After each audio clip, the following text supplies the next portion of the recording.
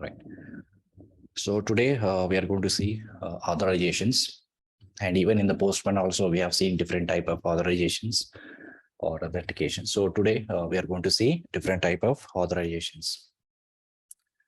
So what are the different types of authorizations are supported by RestAssured?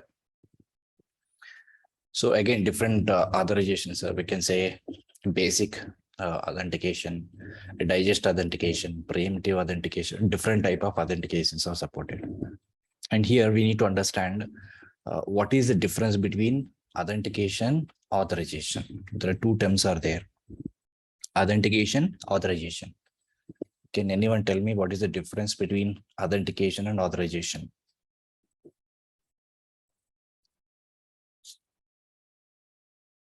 Authentication, authorization. What is the difference?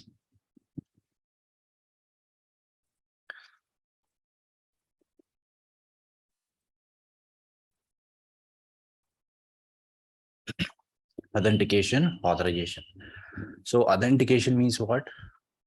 It will check whether the user is valid or not, right? So whatever the details are they are providing, like username and password, so they are basically check valid or not, valid credentials or not. That is authentication. What is authorization? Authorization means what? Authorization means the user is valid, but he will check the access privileges or permissions, we can say. Okay, the permissions we will check for valid. Only valid users can be authorization. So only authenticated users can have authorization. So first level of security is authentication. Means the user is valid or not. So that we will check. And in authorization, we will check the permissions, or we can say access. What are all things he can access? So that is all about authorization. Okay, basic difference. Now, so in RestAssured, what kind of authentications are supported? So there are different authentications are supported. Basic authentication, digest authentication, and we also have something called preemptive authentication. Also, we have bearer token authentication. And apart from this, we have OAuth authentication. Yes,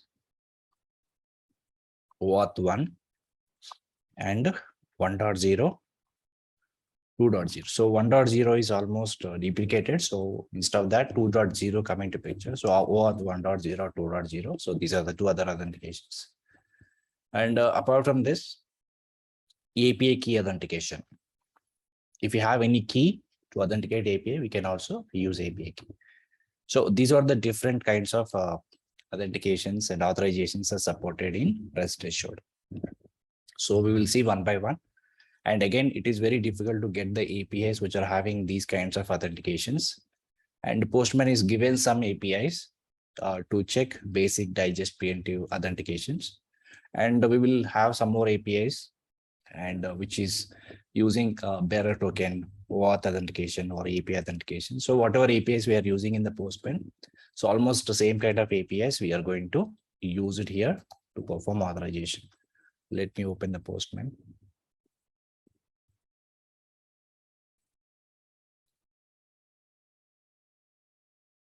Okay, so let's go to our project.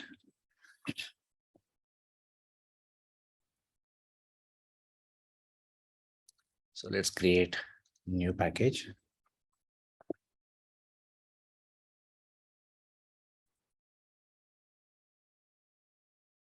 New class.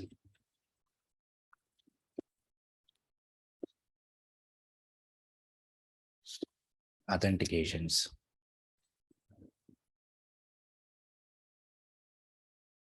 Okay.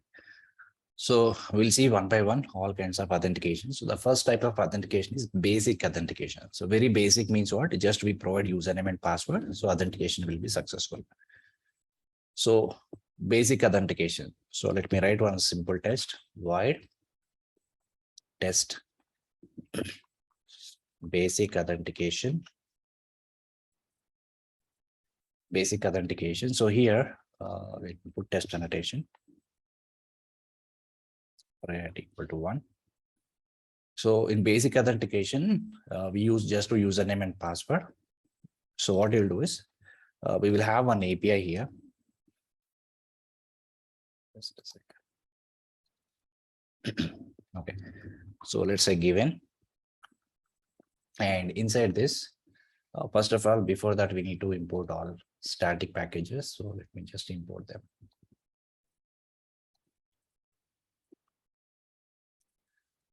Okay, so given, when, then. Okay, so here, whenever you specify authentications for APIs, that should be part of given. Okay, because there's a prerequisite. So in the given section, how we can specify the authentication? So by using a method called auth. There is a method called auth. So inside this, there are different type of authentications will be here. So you can see here, these are all different type of authentications will be shown. Digest authentication, basic authentication, OAuth authentications, preemptive. Different type of authentications will be available in auth method. So here I'm taking basic authentication. And this will take two parameters. One is username and password. So my username is Postman. And my password is, this is the API which is given by Postman itself. So here I'm passing password. So password is password. Okay, this is the given part. So prerequisite. And what is the request I'm going to send is get request. And the URL which they have provided is this one. Let me copy it. This is the URL. So which will ask you username and password. So we are passing the username and password as part of authentication. And how we will know whether it's successful or not? So we can just verify the status code. Dot status code. That should be 200. And also we can verify the body. So if I just go to Postman, and before doing automation, you can just cross check in the Postman. So you can go to basic authentication. And this is the URL which we are going to send. And the basic authentication, this is the one. So this is the URL and basic auth, and we are passing the username and password. So when you send this request, you will get one response here. In the body section, you get some message authenticated is true. So we can validate 200 status code along with the message what we are captured here. So that you can say status code is 200, and where the status code is available inside the body section. So what I can say is dot body. From that body, what we are expecting inside the body, authenticated should be true. So that value should equal to true. So this is the value we are expecting. And if you want to log all the messages, I can say log dot all, end the statement. So this is how we can specify the basic authentication. So not only basic authentication, all kinds of authentication should be part of given. So by using this particular method, auth method, we can pass any type of authentication. And this is straightforward, and just pass the username and password and it will be authenticated. So let's execute.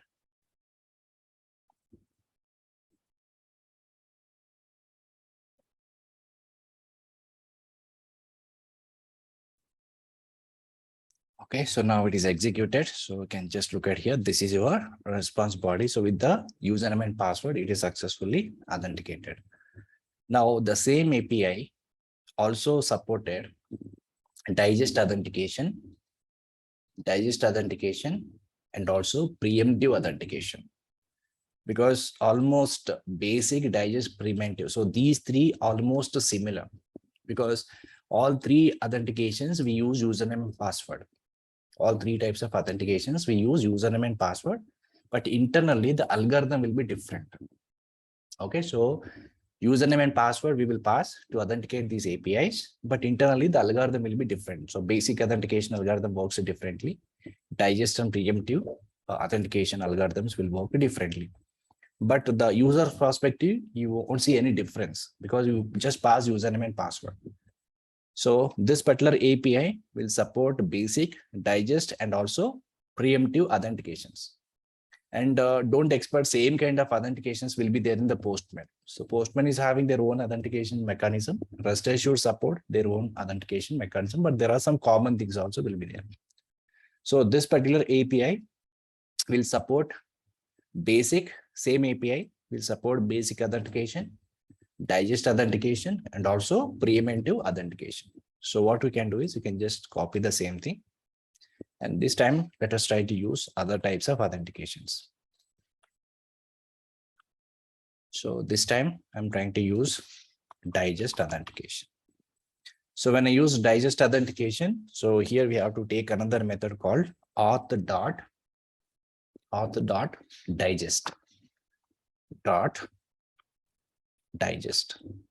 So this is the only difference. And again, parameters are same, username and password.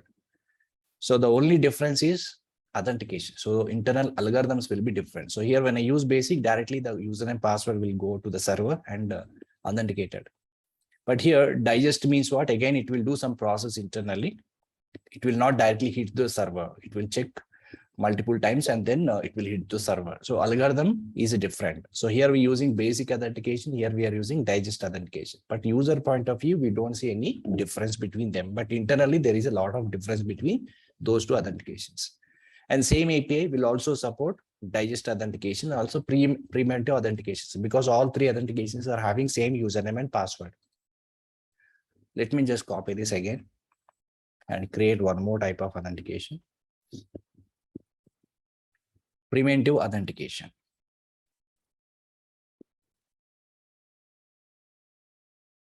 This is a digest authentication. And this is preemptive authentication. It depends on how APIs are designed. You don't decide which authentication is suitable for which API. Okay, so it depends on the customer requirement. Developer will have that kind of some kind of authentications for API. Okay, so they will intimate you what kind of authentications are required to use this API. Even if you look at some Swagger documentations, at the beginning, they will specify. So if you want to access these APIs or if you want to use these APIs, you need some token or you need some API key or you need some kind of username and password. So they will intimate you. So accordingly, we have to create our own authentications and then we will able to access the APIs. Okay, so it depends on the complexity of application. Suppose your applications are more sensitive and the lot of security is required, right? So in those cases, they will go with OAuth2 authentication because OAuth2 authentication is very, very critical and nobody can break that kind of authentications because we have to first create the key. Based on the key, again, we have to again create the token. So multiple things are there. So it's very difficult to break that kind of authentication. So if your application is very complex and very sensitive, in those cases, they will prefer to OAuth2 authentications. And some applications prefer basic authentication or digest authentication, whatever it is. Especially while using emails, right? We are using Gmail, Yahoo. So these emails also, we are providing username and password. So they are internally using either digest or preemptive authentications. Okay, so it depends how APIs, how the customer is requirement. So based on that, developer will create such type of authentications, and the same kind of authentications we have to simulate to test the APIs. Okay, so this is a preemptive application, preemptive authentication. So there are three types of authentications. One is basic, digest, and preemptive. So all three exactly similar way it will work because they will take username and password, but internally the algorithm is different. So let us try to execute all three now. Save it.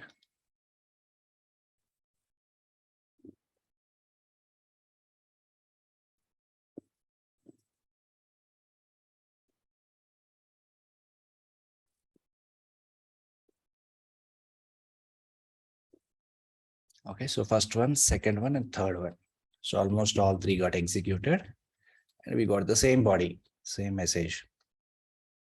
Okay, this is the API is given just for demo by Postman itself, they have given. So we can try this.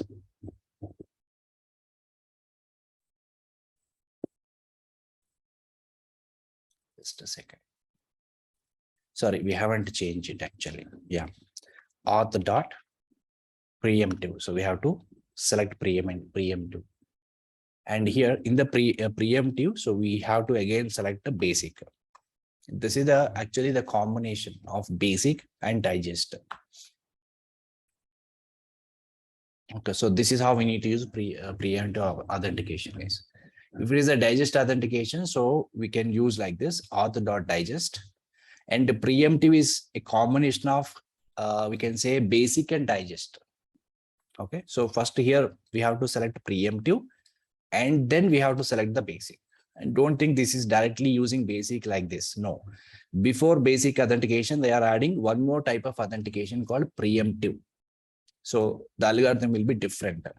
So basic is still there, but on top of the basic, they are also adding one more type of algorithm, which is preemptive. So this is a combination of two types of authentications. Okay, so preemptive dot basic also we have to use. We cannot use directly preemptive like digest. Preemptive dot basic. This is authentication. Yeah, same username and password we will use, but internally the algorithms will be different. So they will authenticate username and password in the different way.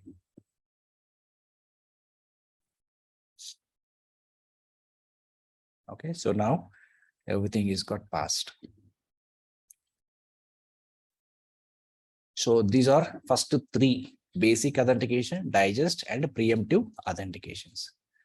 And all three are required username and password, but internally algorithms are different. Okay, so how they have developed those algorithms, and we don't need to know all those things because they are having huge complex algorithms they will develop.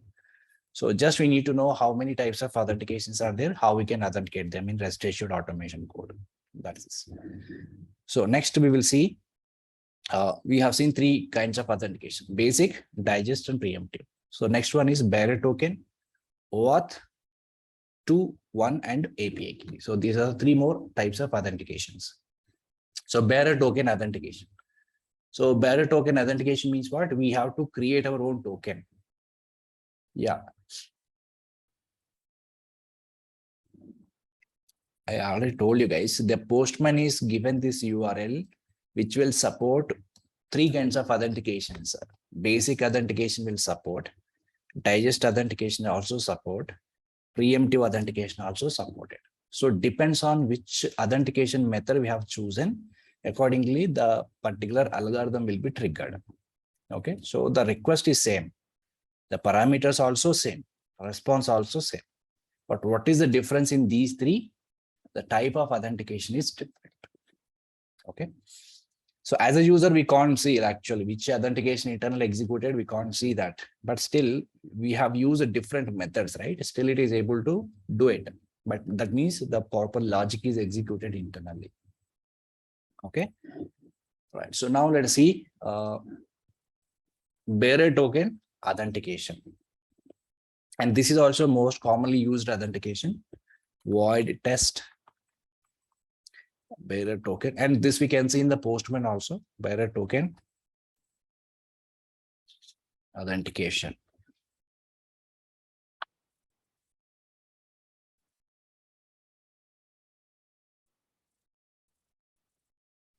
Priority 4.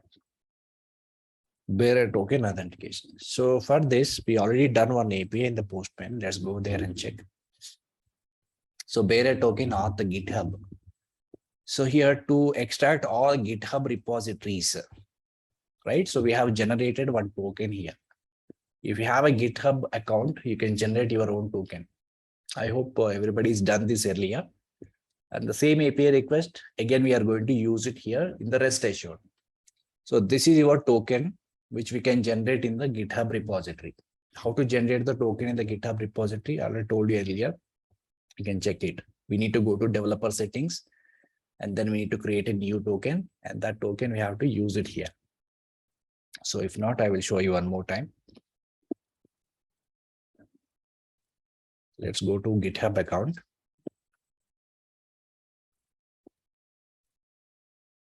So you need to have GitHub login. And once you log into the GitHub, right? So you need to go to the developer settings here. You can see here, settings. So once you go to settings, right? So here you can see developer settings. Click on the developer settings. And here you can see personal access tokens. You have to select this. Right? So these are the tokens which I already created earlier. So now I am using them. If you want to generate a new token, you can just click on the generate new token and you need to authenticate again. Once you provided a password, it is created a new token. And also you need to give some privileges to the token and then it is set. So go through this once again. And the same authentication token I'm using here. Same bearer token I'm using here. Just copy paste in the Postman tool.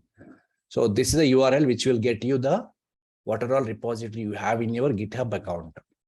So when I execute this, so this will give you all the repositories information which are there in your repository. Right? These are the repositories information. In the JSON format, they have responded. Now, same thing we are doing in the RestAssured also. Now, test bearer token authentication. So here what you will do, first we will create one string parameter to save bearer token, string bearer token equal to, so whichever token we are using it here, the same token I'm going to copy. This is my bearer token. I taken separate variable. And it is not mandatory, but because the token is very lengthy, right? So I have taken a separate variable. Then I'll pass this variable as part of your request. So now, given, insert this given, when, then. Okay. So inside this given, we have to specify bearer token authentication. So bearer token authentication, we have to specify as part of headers. As part of headers, we have to pass.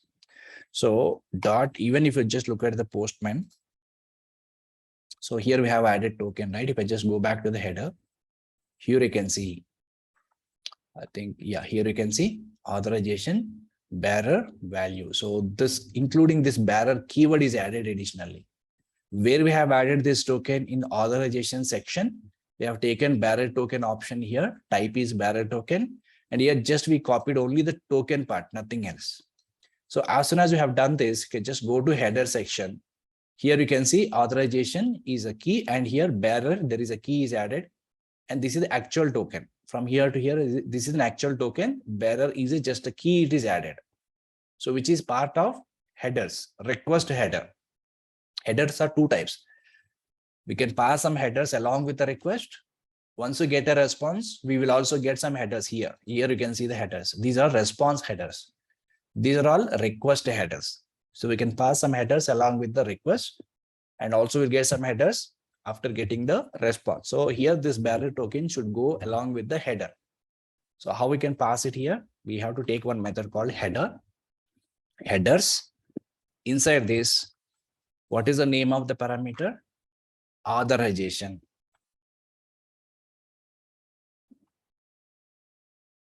Authorization is a key, comma. What is the value which we have here in the Postman? This, including this bearer, we have to pass everything. So this bearer space, and then the complete value we have to pass like this. Okay, actually this is the token. And if you want to separate them, you can still separate them. What you can do is give one space, close the braces, and concatenation. This token we already maintain in the variable, right? So that variable you can specify here. Bearer token. That's it. So authorization, bearer token. So everything is done. Concatenation. And if you don't have this variable, directly you can copy entire stuff. So whatever you can see here, the entire thing you can just copy as a one string. So this is how we can use bearer token authentication, which should be part of headers. Now we'll send the request. Dot get. Again, same request. Go back and copy this get request and specify. So this will give you all kinds of repositories which are having in your account, and status code should be 200, and I want to log the response, log.all. So this is how we can use bearer token authentication. So execute. If you just remember the syntax, guys, okay, which authentication, where we have to use, right? So it depends on the application. So here we have created the token for GitHub application. So if you go with some other type of applications, the way of creating the token will be different. From application to application, it will change. So you don't need to focus more on creating the tokens and all those things. You need to more focus on how to use, if you have some token, how to use it for authentication in RestAssured, where we have to specify.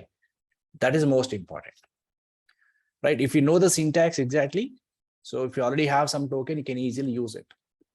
So the syntax is most important. Where exactly we have to pass the authentication token is most important. So this is bearer token authentication. So let's try to execute.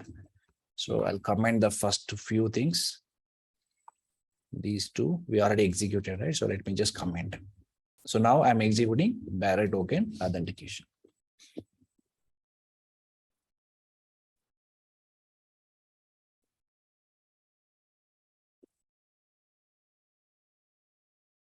All right, so now it is executed. See the console. Yes. So we got the entire response, all the repositories which are available in your GitHub account. So this is how we can use bearer token authentication. And the next one is OAuth1 and OAuth2 authentication. So OAuth2 is more advanced than OAuth1 actually. So in OAuth1 authentication, we have to pass consumer key, consumer secret, access token, and then token secret. Multiple parameters we have to pass if it is OAuth1 authentication. But in OAuth2 authentication, it is same kind of algorithm, but they have reduced the number of parameters. Just we need to pass only access token. Okay, so let me show you how we can do it. So for OAuth1, we can't get any API. So I'll just show you the syntax, how we have, if you have OAuth1 authentications, how we can do the test, how we can pass those parameters. And OAuth2, I'll show you. So void test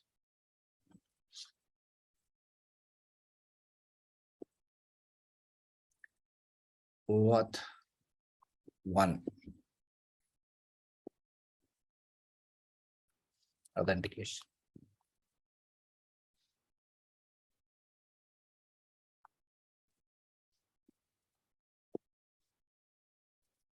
So OAuth1 authentication. So if you have any OAuth1 authentication, so what we need to do is just write a given section, and here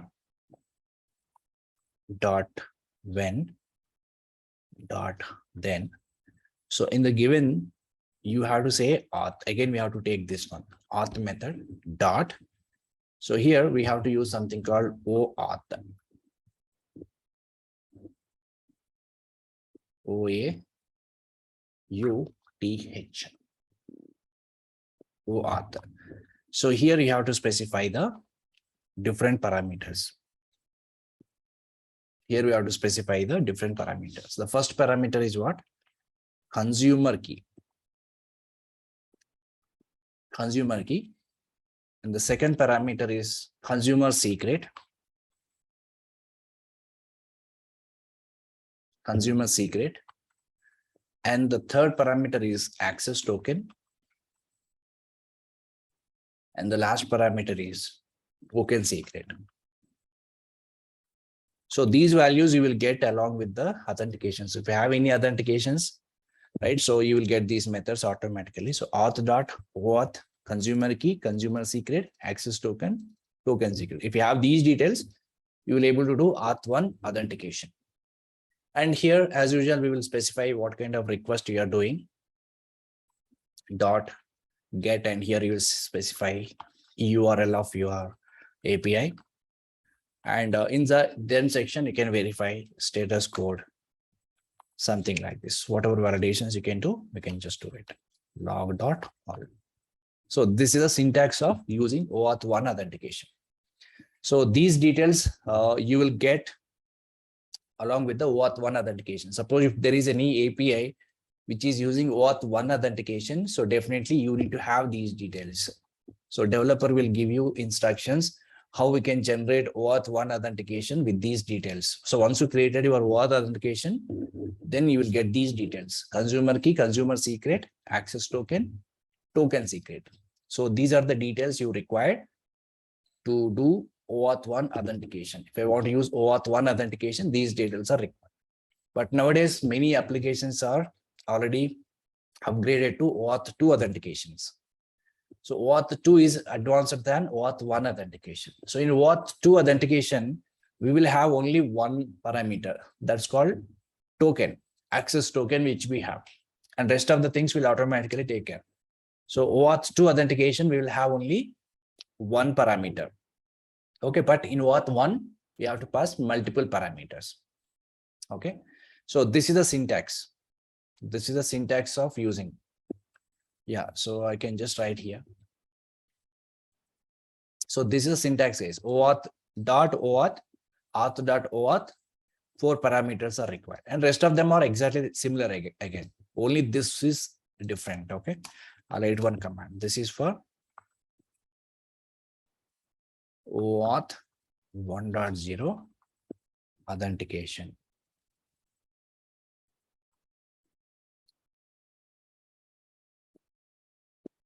Okay, so this is syntax. If you want to do OAuth1 authentication, you need these 4 details. If you know these 4 details, you can use other OAuth1.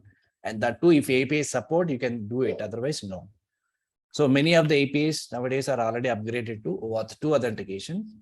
So in OAuth2 authentication is also having same kind of algorithm, but it is basically reduced number of parameters. So let me show you how we can do the OAuth2 authentication. So OAuth2 authentication, so we already done earlier, right? So if I just go to the Postman tool, we have seen GitHub OAuth2 authentication. So this is about OAuth2 GitHub application. I hope everybody's done this. Earlier in the Postman tool, have you guys remember this? You have seen different steps here. So first request, we have to pass the client ID.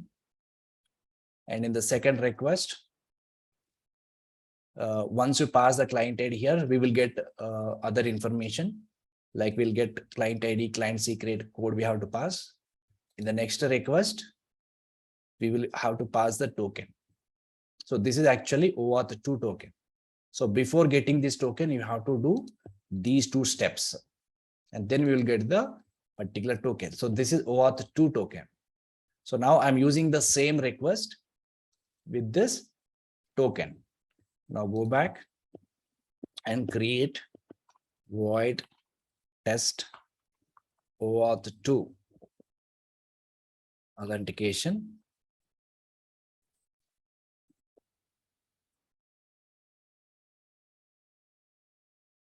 Right, so again, it is the same syntax. So here, what you have to select is, instead of taking OAuth, we just take only OAuth2. And here we will have only one token we have to pass. And final token we have to pass. Once we generated that, we have to pass. And this OAuth2 token we have to generate manually. Okay, by using Postman tool. First, we have to send these 2 requests, and finally we will generate OAuth2 authentication token, access token, so that we have to pass. Okay, this is the token we have to pass. Now go back, and here we specify that. So let me just copy it.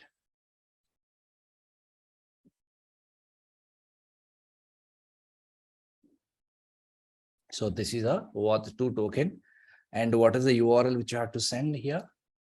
We have to send this particular URL.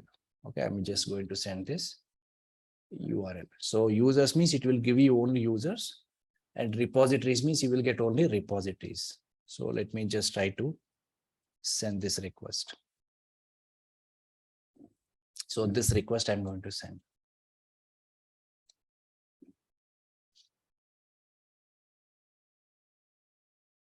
So I'm getting all the repositories for the user. This time I'm using OAuth2 authentication, and this is the token. All right, so status code is 200, and then we are logging all the content. So I can just disable other methods.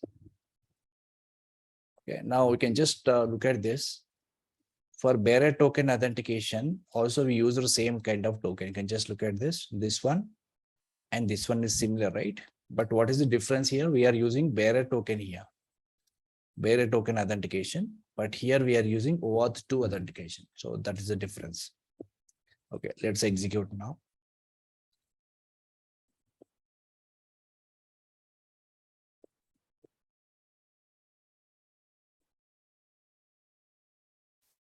Okay, so now it is successfully executed.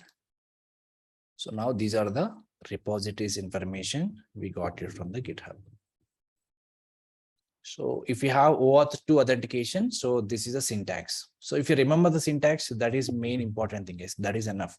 The APIs, the generation of tokens, the process will be changed from one application to another application. But if you have such type of token, then how we can use them in your automation script. So that's the most important. So this is OAuth2 authentication. Now, finally, we have API key authentication. So let me show you one more type of authentication. Void test API key authentication.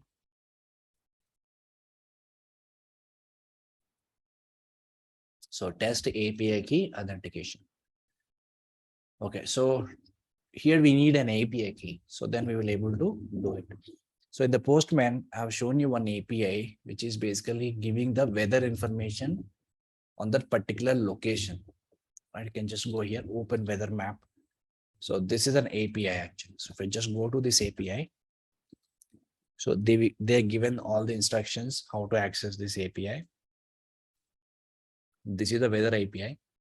So to access these APIs, we have to generate a key. Okay, one API key we have to generate.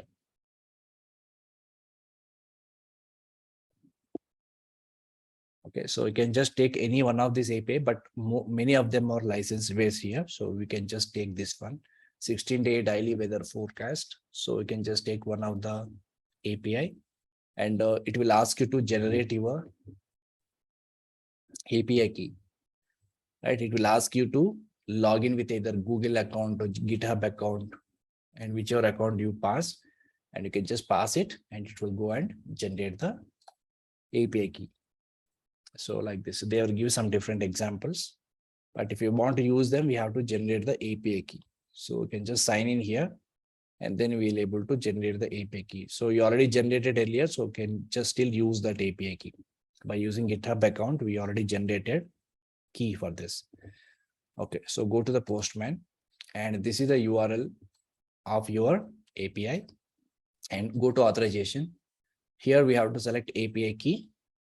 The key is app ID. The value of the key is what? This one. This is the value of the key. Okay, so API key authentication. This is API key authentication. So what is the key name? App ID. What is the key value? This is the one. And where these will add, where these two values will be added here. If I just go to param section, so they have added as part of query parameters.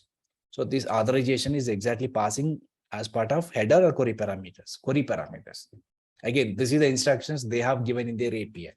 So where we have to pass this key and values, not along with the header, because some authentications we have to pass along with the header. Some we can pass along with the query parameters. If I just go back and see our old API, somewhere we used something called header. So as part of the header, we passed that, right? So what type of authentication it is? Basic, digest, preemptive, bearer token. So bearer token authentication, we have passed along with the header. Similarly, API key authentication, we have to pass along with the query parameter. Okay, depends on how exactly API is designed. So now we have to pass that API key, app ID is a key, value is this one. Both we have to pass along with the query parameters. So if I just look at the parameters, here you can see. So when you send this request, you will get the weather information on the particular city. So I have given Delhi as a city. So here it given some information. So the same API, same kind of authentication, API key authentication, we can still use it in our rest assured. Okay. So let me show you multiple ways to do it. You can say given then.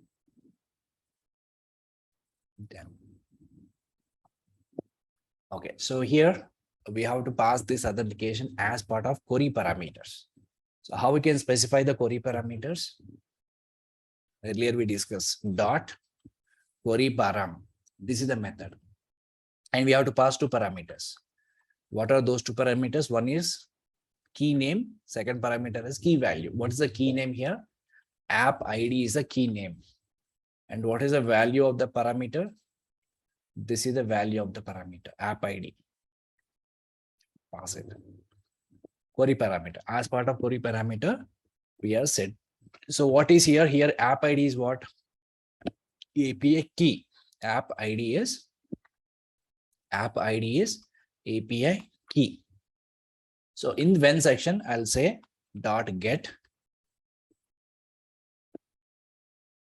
So here we have to pass the same URL. Again, I'm copying the same thing, same URL.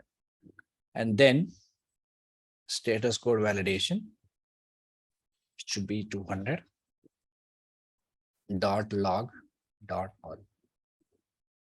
So this is how we can specify the API key authentication. So most of the times API keys will be passed as part of query parameters. Again, it depends on the requirement, how they mentioned in their API description. So accordingly, we have to follow whether we should pass it to along with the header or do we need to pass it to along with the query parameter. So we need to decide accordingly.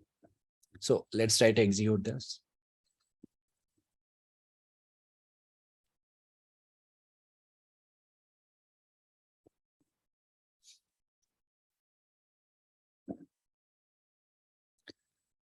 Okay, so connection refused. If something got wrong. So this is query parameter app ID. And this is the value which we have given correctly. Get. I think we have not properly. Yeah, we haven't put HTTPS :/ is missing actually. So let me just keep it that.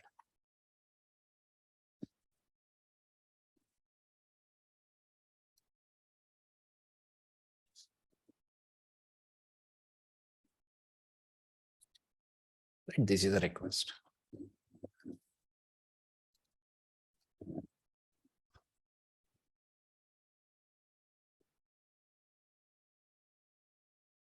Okay, so now it is executed and passed. So if I just look at this URL, so there are multiple things out there. So can you just tell me what exactly this is? What exactly which contains? I will write as a separate part. So okay, just look at this URL. So till here, this is actually domain part. Right? This is a domain. Till here, there is a domain host. It is representing the host till here. And this is, what is this part? What is this one? Path parameters, right? So data / 2.5 / forecast / daily. So till here, this part is called path parameter. Now after question mark, whatever is there, that is all query parameters. So how many conditions are there here? How many queries are there? Q equal to Delhi, that is one condition, and units equal to metric, that's one condition, and CNT equal to 7. So totally 3 query parameters are there. So one is a domain, and this whole thing is one path parameter. This is all one path, one single path. And here we have a 3 query parameters. Okay. So in the request, what I'll do is instead of passing this entire URL, I'll split them into multiple parts and then I will send. For example, let's say this is method 1. And here we directly pass the entire URL as part of the request. So now what I'll do is I will just divide them into multiple parts. Method 2. So I say dot given, dot when, dot then. Given, when, then. So inside this given, so what I'll do is I will specify all the parameters. So what is a query parameter in this? From here to here, these are all query parameters. And these are all query parameters. So first thing is what we have to specify the API key itself is a query parameter. So let's first define that. So this is the API key as a query parameter. So apart from this, these are all query parameters. These are all query parameters. And before that, this is a path parameter from here to here. This is all path parameter. Till here, it is a path parameter, right? So what I'll do is I will create one path parameter here. How to create path parameter? Dot path param and parameter name. I can give anything. I can say my path. And here I will specify path parameters. I'm taking from here to here. This is a path parameter. Copy this and keep it here.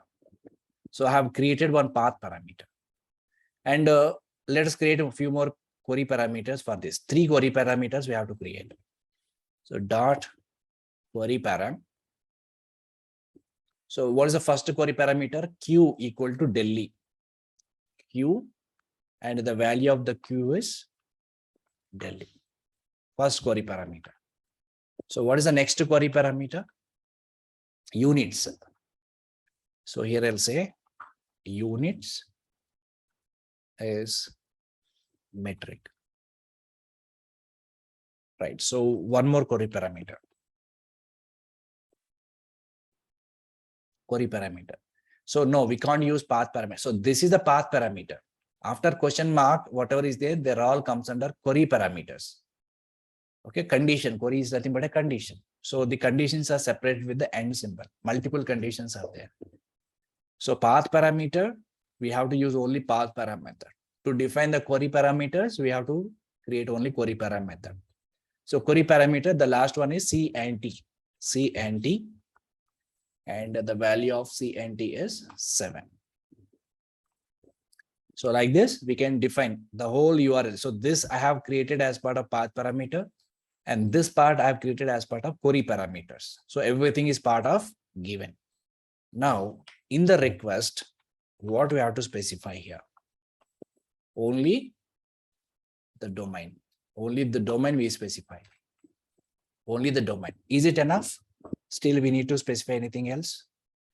Only the domain or something else we have to specify? Yes. So query parameters, we no need to refer here, but path parameter we have to refer. So this my path followed by this, we have to use my path, right? So here in the curly brace, we have to specify that. Because path parameter, we have to refer. It will not directly go along with the request. But query parameters will go along with the request. So we no need to refer these again in the URL. But path parameters, we have to specify the name of the path parameter in the curly brace. Okay, so then here you can say dot status code is 200. And then I say log dot all. Okay. So this is how we can do it.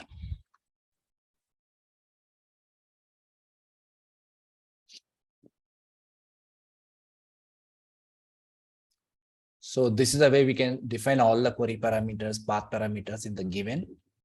And in the request, in the get request, we just specify the URL along with the path parameter.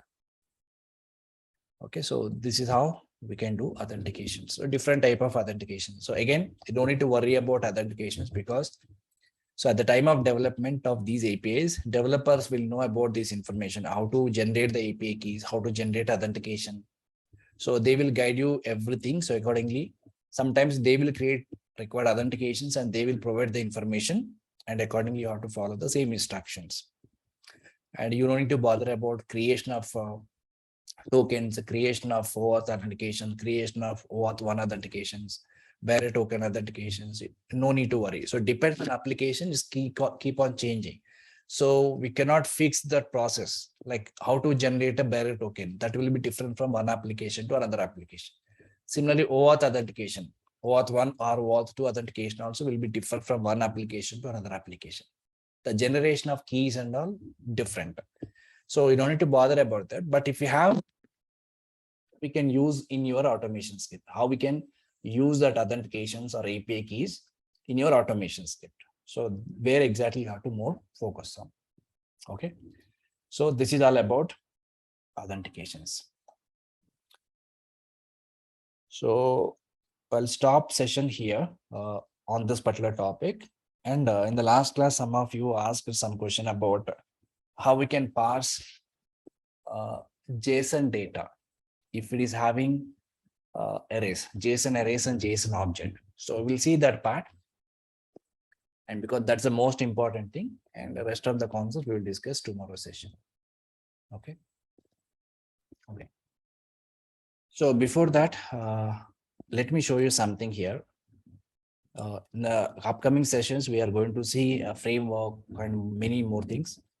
So whenever you are trying to generate the data, especially when you're sending the post request, right? When you're sending the post request, we have to generate the data. So if you hard code the data somewhere, you can't use the same data again and again. Suppose I want to create a user. For that, I have to pass a name, email ID, phone number, first name, last name, and so on. So once you hard code this data, so same data may not work in every run, right? Whenever you run the same test multiple times, same data may not work. So what you will do is you have to create random data. So randomly, you have to create some dummy data like first name, last name, email address, phone number. So that will be very, very helpful. So now I'm going to introduce you one library which is available in the market. And even in automation, many people will use that library. And by using that library, we can generate some kind of dummy data, or we can say fake data. And we can use the data for our testing purpose. Okay. So the API, the library name is called Faker. There is one more library which is available.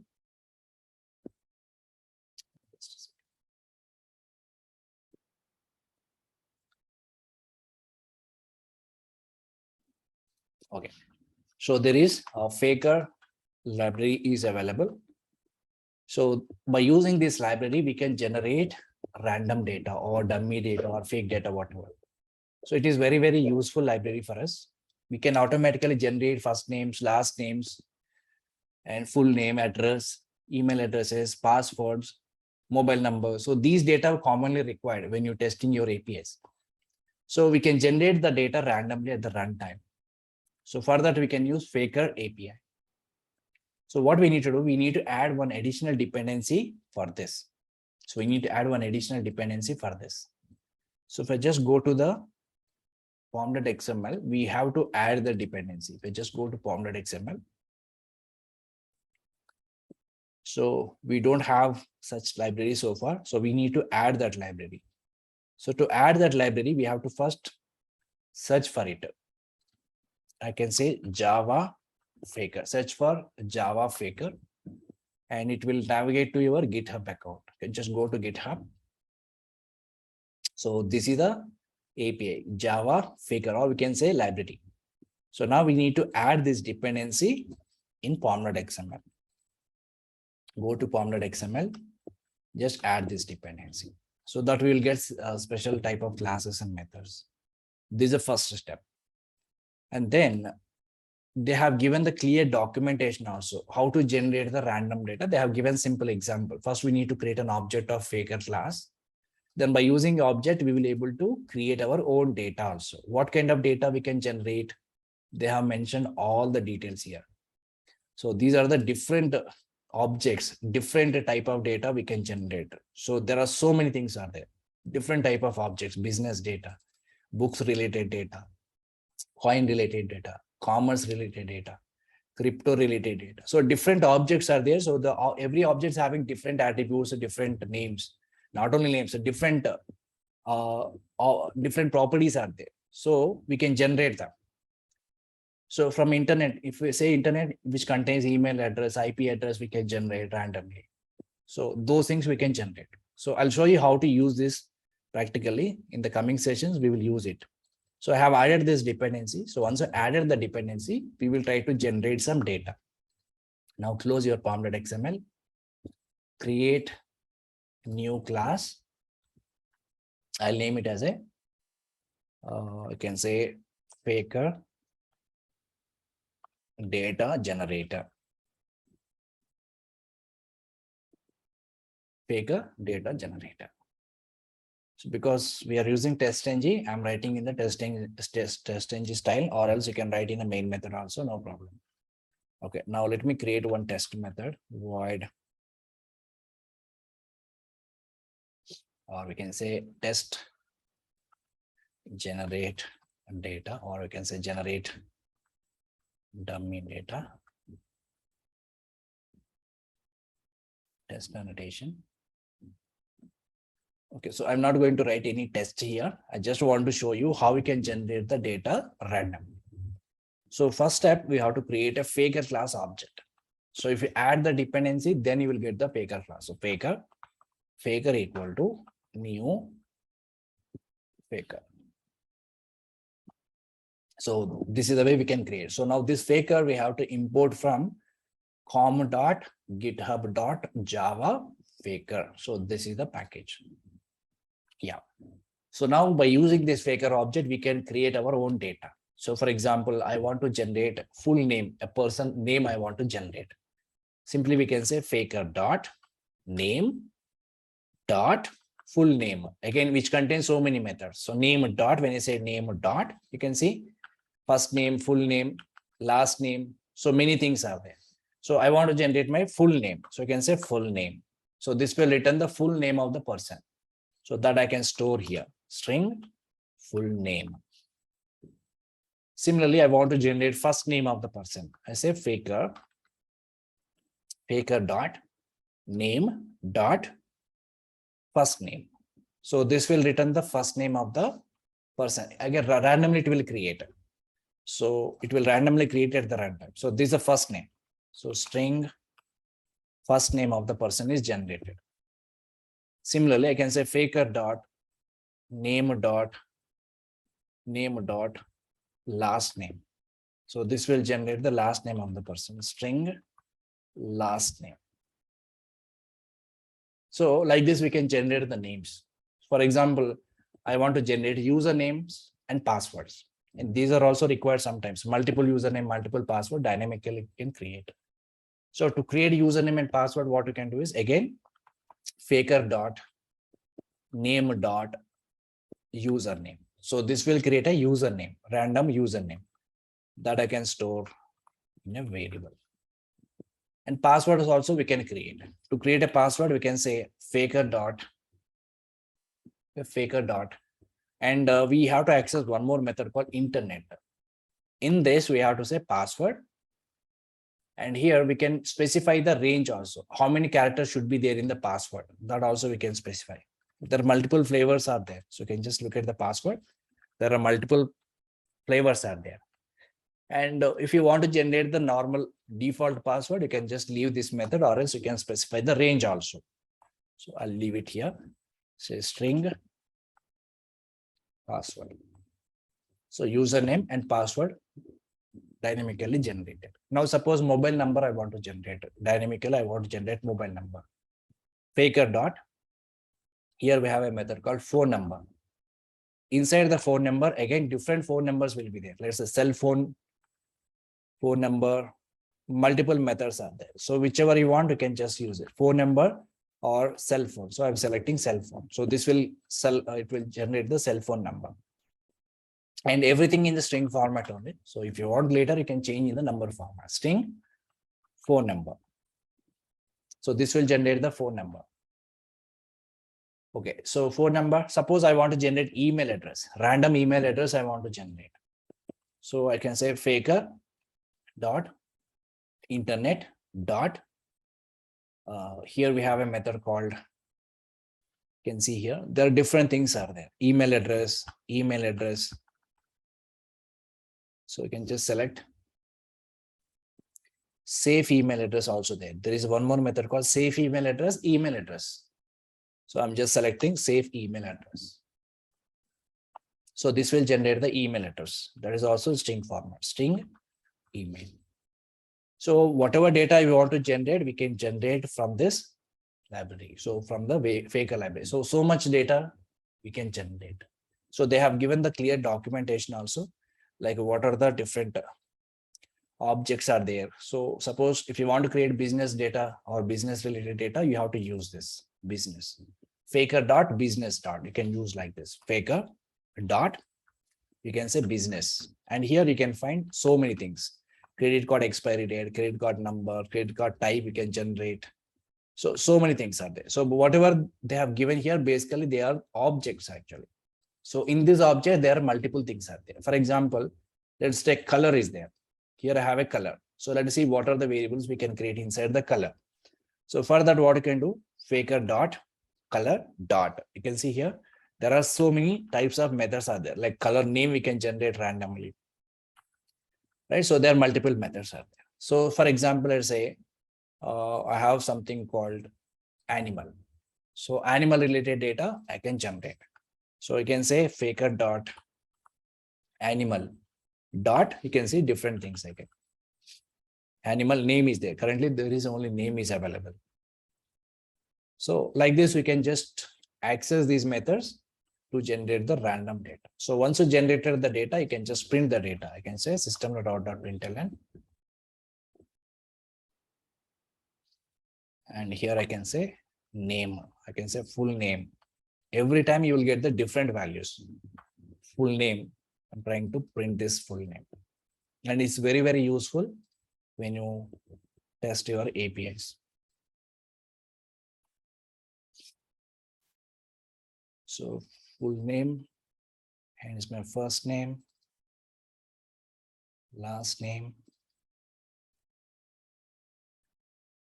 username,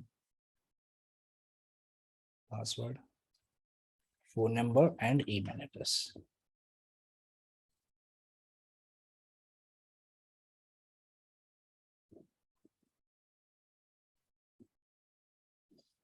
Okay, phone number, and then finally we have email address. So let me change here. This is my first name. This is my last name. So username, password, and this is phone number. And this is email. So I'm just printing the data here just for your understanding, but actually we use this data as part of your API request, especially post request. So how much data you want to generate can up to you, what kind of data you can generate based on the API request. Right. So let me just execute. So this will generate random data every time. So now you can just look at here. So this is the data which is generated. So Ramiro, but some full name is generated first time. So full name, last name, first name, last name, username is generated here. Password is generated, phone number, email address, right? So this is the name which is generated first time. Now let me run this one more time. It will generate another set of data. So again, this time is different data is got generated. So every time it will keep changing the data. So this is very, very helpful library which is there. We can use it for our API testing. So in the coming sessions, I'll show you how to exactly use this library in our automation. Okay, just do one round of practice. That is enough. Okay. So the next thing is, and yesterday some of you asked how to parse the JSON which is starting with array. Okay, we will see that. And before that, we need to understand something here about the JSON. So JSON object, JSON array, JSON element. There are three things we need to understand. What is JSON object? What is JSON array? And what is JSON element? Okay, three things we need to understand. JSON object, JSON array, JSON element. JSON object always starting from curly brace, end with the curly brace. Okay, whatever is there in the starting curly brace, ending curly brace, this is called one JSON object. This is one JSON object. Now JSON array will start from square bracket, end with the square bracket. This is called JSON array. Wherever you see these two curly braces like this, you can consider that as a JSON object. And wherever you see this, that is a JSON array. Now, what is the JSON element? the JSON element can be a JSON object or it can be JSON array. JSON element is nothing but what? It can be JSON object or it can be JSON array. It can be JSON object or it can be JSON array. JSON element means. Okay, so based on this, let us try to understand some APIs which are starting with a JSON object, which are starting with the JSON array.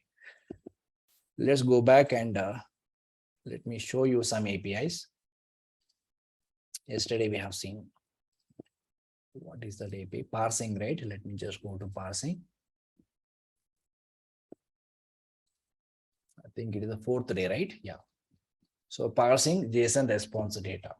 If I just look at here, I have used store, right? So store is a API which I have used. Let us see. So go to the automation practice and JSON file. I'm just running the store API and look at the data first. CMD JSON-server, and I'm running my store. Okay, I have run it. So when you send this request, I'm copying this, go to the Postman. And when you're sending this request, we will get some response. So this is the response. Let us try to analyze this response. See, this entire response is a JSON object, right? Starting is a curly brace, ending is also curly brace. Okay, let me just copy this in the notepad.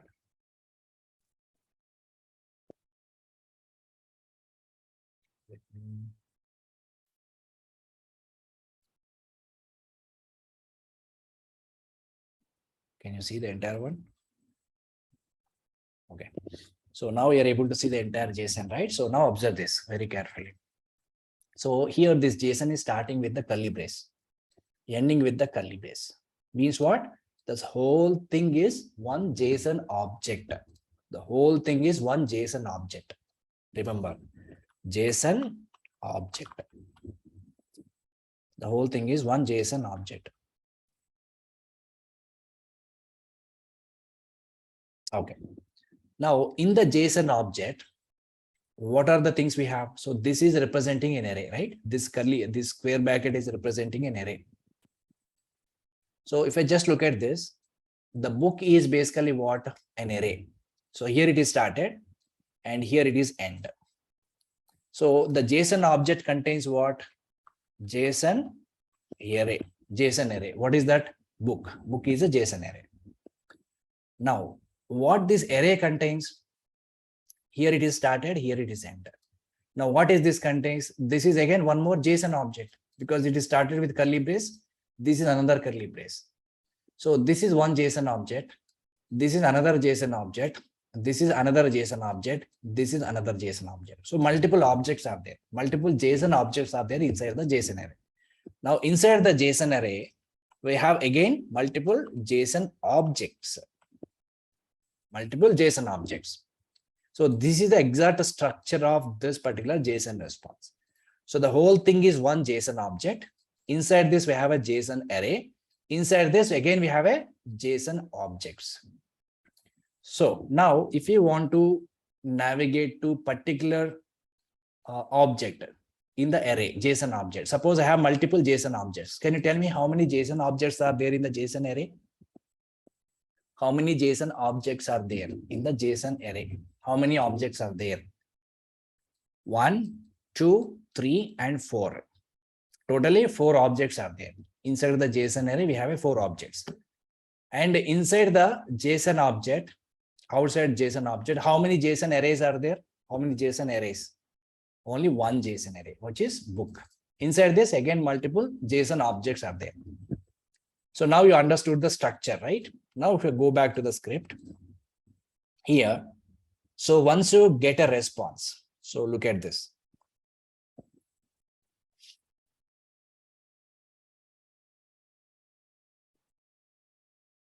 Just a moment. Okay. So here what exactly we are doing after sending the GET request, here what exactly we are doing it. From the, we are already created JSON object, right? JSON object class object equal to new JSON object. And here we are exactly passing the entire response. We are exactly passing the entire response here. So what is this JO representing now? What is this JO representing? The entire object. Entire JSON object means what? From here to here. The entire thing is represented by what? JSON object, because the starting and ending point is JSON object. So here what I have done? We have just created a JSON object class. Here we have created JSON object class and we have passed the entire response. Now currently we are pointing to the JSON object. First remember, first listen. First we capture the entire response as a JSON object. Is the statement clear to everyone? We capture the entire response in the form of JSON object. Why? Because before book is started, the curly brace is there here. That is representing the JSON object. So that is the reason we created here JSON object class object. We passed the response. Fine. Now inside the JSON, we have multiple JSON array. So we have only one JSON array which contains a multiple JSON objects again. So now once we go to the JSON object, we have to retrieve the JSON array, that is book. So for that reason, what I have done here, from the JSON object, we are getting the JSON array. What is the array name? Book. So this will give you the complete JSON array, and the length method will find out how many JSON objects are there inside the JSON array. Is it clear now? So this particular structure. So first we have captured the entire response as a JSON object. Then we capture the JSON array. Then we have find out how many objects are there inside the JSON array.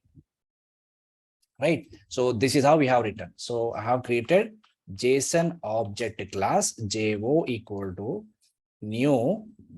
Sorry. Yeah. So JSON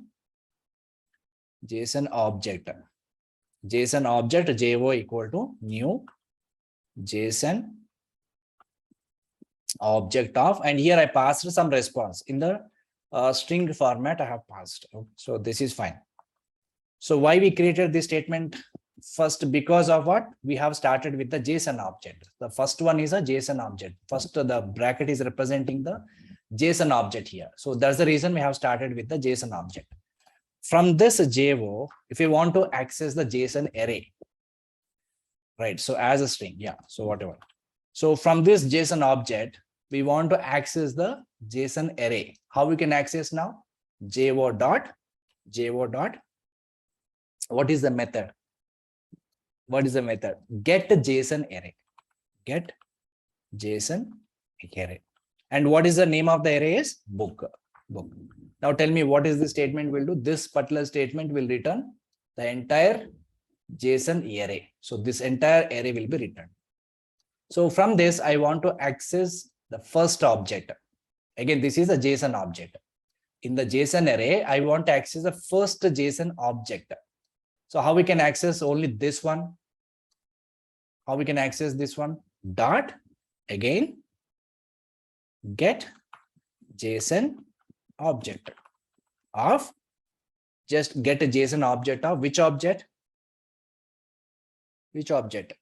So in the book, we have a multiple elements are there, right? So we have first object, second object, third object, fourth object. So how we can representing these objects? By using a number.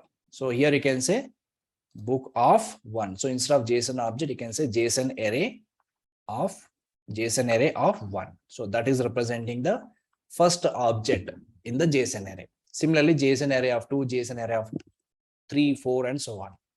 So based on the response, we have created this particular method. So if I just look at here, we created the JSON object first. From the JSON object, we have extracted the JSON array, right? And from the JSON array, again, we have used get JSON object of I. I is an index because we have multiple objects in the JSON array. Every object is having an index number. So we should not say book of 1, book of 0, book of 3, because the array contains the JSON objects, not a primitive values. So first we have to get the JSON object. From that JSON object here, you can just look at this particular statement. So first we have to get the JSON object. Inside this JSON array. Inside this, again, we have a JSON object. Right? Inside the JSON array, what we have? JSON objects, multiple objects we have. So which object you want to get? First object, second object, third object. So I is representing the object. And from this object, which value you want to extract? Whichever value you want to extract, you can specify this. Title or category or price or the whatever. So this is the complete hierarchy. So first we have to extract the entire response as a JSON object. There we have to navigate to JSON array and then particular JSON object, and then we capture the value. So guys, you understood this particular statement? The hierarchy is most important. See here, I'm writing this statement. JO is nothing but what? JSON object. So get JSON array of book, get JSON of object, get of title. Okay, so now you tell me if I want to access this other.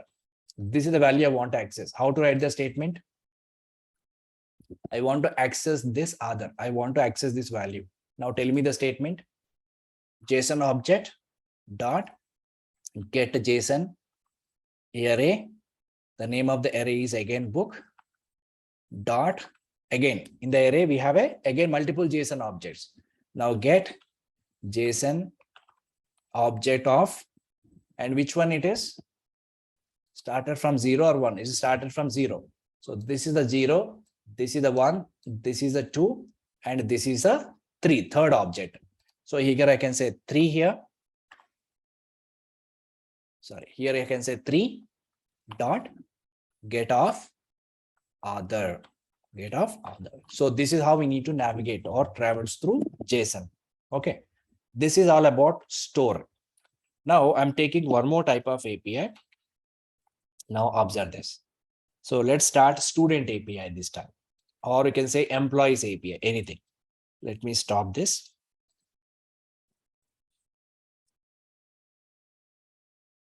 Here. So this time I'm starting another API. So JSON hyphen server. Let me take employee. So .json. Okay, now I'm starting employees. So let's run this request and get the response. Localhost 300 employees. Okay, so now we got this response. Let's copy this response, and now you tell me. So this time we got this response. Okay, now in this response, you can just look at here where it is started. JSON array or JSON object? JSON array. It is started from array, not from object. So in the JSON array, this is our JSON array. In the JSON array, we have a JSON object. So this is one object. This is another object. This is another object. So we have a multiple objects in one single JSON array. Right? So one single JSON array, we have a multiple objects. So the first point is what? It is started from JSON array, but not JSON object. So JSON array. What is JSON array contains here? JSON objects, right? We have a JSON objects. This is the hierarchy. As per our response, this is the hierarchy. So it is started from JSON array. Inside the JSON array, we have a JSON objects. Now, if you want to traverse this, suppose I want to access from the second object, first name I want to access. The second object, first name I want to access. So how we can access? First, we have to extract this entire response into JSON object or JSON array. Which one? Previously, what I have done? The entire response is started from the JSON object. So that's the reason we created an object of JSON object, and then we have stored the response. But this time the response is started from the JSON array. So that's the reason what I have to do. We should not create an object of JSON object class. We have to create an object of JSON array. JSON array, JARR equal to new JSON array of, here we have to pass a response. Response dot as a string we have to pass. So this is a statement. Now, by using this JSON array, can we extract all the objects? So this is a JSON array dot, and get JSON object. Which object you want to get? Let the first object I want to put, or second object I want to get. And in that object, which value you want to get? Second means what? This is a 0, 1. This is a 1. This is a 2. So here I want to access my first name. So this is my field I want to access. I say first name, take the first underscore name, and here dot get a JSON object of 2 dot get of first underscore name. So this is how we have to extract the data. Okay, so here JSON object is not coming to picture. Why? Because that response is started from the JSON array. There is no JSON object at the beginning. So we have to create an object of JSON array, then we will proceed further. But if your response is started from JSON object, like before one, like here, then we have to create a JSON object, then we will proceed further. That is the case. So have you understood this difference, guys? Anyone? Is it clear, the difference? So there's a difference. Okay, now let me show you one more. This time I will start student API. So I will also share the script, so I'll show you. So first of all, let me JSON server, JSON-server. And this time I'm starting the students API. Now it is started. And get the response. So here I say students. Okay, now this is a response from the student API. So now you should tell me the answer for this. This is another response. Okay. So this is a student API, guys. So from here to here, this is a complete JSON response. Now tell me, it is started with JSON array or JSON object? JSON array. Now we need to create an object for what? JSON array. JSON array contains what? JSON array contains what? JSON objects. JSON objects. And again, if you look at here, this is a JSON array which contains a JSON object. So from here to here, one object. Here to here, one JSON object. And here to here, there is one more JSON object. But again, in the JSON object, there is one more JSON array is there. So here what we need to understand is JSON array can have JSON objects. JSON object is also can have a JSON array, vice versa. Okay. So initially it is started with a JSON array, which contains a JSON object, again, which contains what? JSON array. Okay. Now my requirement is I want to access this part. So I want to access Selenium. From the first object, I want to access Selenium. So then how we can write the statement? So which object we have to create? JSON object or JSON array object? Because it is starting from array, right? It started from array. So we have to create an object of JSON array. So I say JSON array, JRR equal to new JSON array. And here we have to pass the response as a string. Okay, we pass. So we got the JSON array. So inside the JSON array, we have a multiple objects. So now I'm using JRR dot get JSON object. Which object you want to get? Get a JSON object. Which object you want to get? First object. Let's say 0 object I want to get. From this again. So this is a 0 object. From this, I want to access this one.